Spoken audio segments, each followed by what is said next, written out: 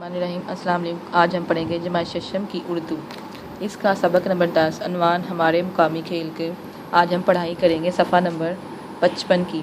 اس کا ہے پوائنٹ پہلا گلی ڈنڈا۔ گلی ڈنڈا ایک قدیم کھیل ہے۔ قدیم کا مطلب ہوتا ہے پرانا۔ اس کھیل میں کھلاڑیوں کی تعداد پر کوئی پابندی نہیں۔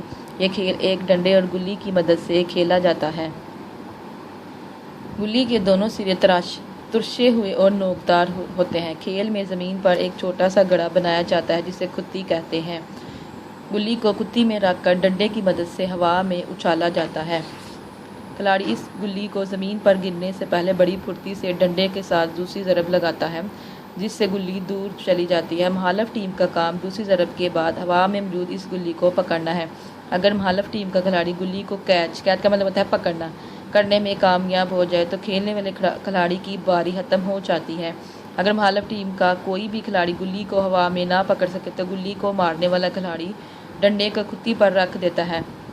اب مخالف ٹیم کا کوئی کھلاڑی گلی سے ڈنڈے کا نشانہ لگانے کی کوشش کرتا ہے۔ اگر گلی اس ڈنڈے کو لگ جائے تو کھیلنے والے کھلاڑی کی باری ختم ہو جاتی ہے۔ اگر مخالف ٹیم کا کھلاڑی اس عمل میں کامیاب نہ ہو تو کھیلنے والا کھلاڑی اپنی باری کو جاری رکھتا ہے۔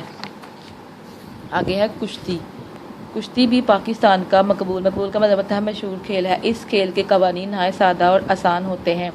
کشتی میں دو پہلوان اکھاڑے میں اترتے ہیں، اپنی پوری جسمانی اور ذہنی طاقت کا استعمال کرتے ہوئے داؤ پیچ آزماتے ہیں، ایک دوسرے کو زمین پر گرانے کی کوشش کرتے ہیں۔ جب ایک پہلوان جسم کا کوئی حصہ سوائے اس کے پاؤں کے زمین کو چھو لے تو دوسرا پہلوان جیت جاتا ہے۔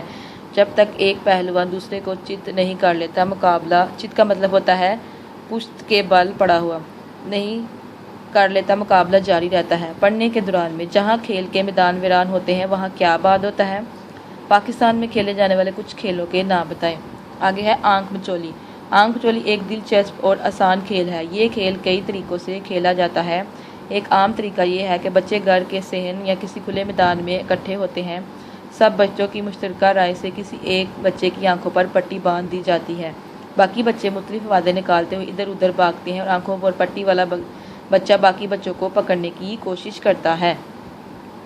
وہ بچہ جس بچے کو پکڑنے میں کامیاب ہو جائے اگلی دفعہ اس کی آنکھوں پر پٹی باندھ دی جاتی ہے۔ اس طرح یہ کھیل جاری رہتا ہے۔ آگے ہے کوکلا چھپاکی۔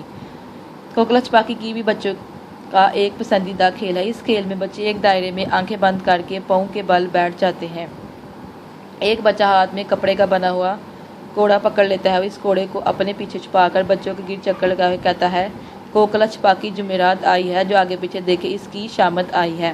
وہ بچہ دو چکر لگا کر چپکے سے یہ کوڑا کسی بچے کے پیچھے چھپا دیتا ہے اور چکر لگانا جاری رکھتا ہے۔ اگر اس بچے کو پتہ نہ چلے کہ کوڑا اس کے پیچھے چھپایا گیا تو چکر لگانے والا بچہ چکر مکمل کرنے کے بعد اسی کوڑے سے اس کی پٹائی کرتا ہے۔ اگر بچہ جان جائے کہ کوڑا اس کے پیچھے ہے تو وہ اٹھ کر چکر لگانے والے بچے کو اس وقت تک کوڑے سے مارتا ہے جب تک وہ اپنا چکر مکمل کر کے واپس اپنی جگہ پر آ کر نہیں بیٹھتا۔ اس طرح یہ کھیل جاری رہتا ہے۔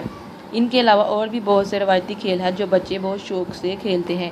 کھیل چاہے کوئی بھی ہو، وہ انسان کے اندر نظم و ضبط اور برداشت کی قوت پیدا کرتے ہیں اور انسان کو جسمانی اور ذہنی طور پر تندرست رکھتے ہیں۔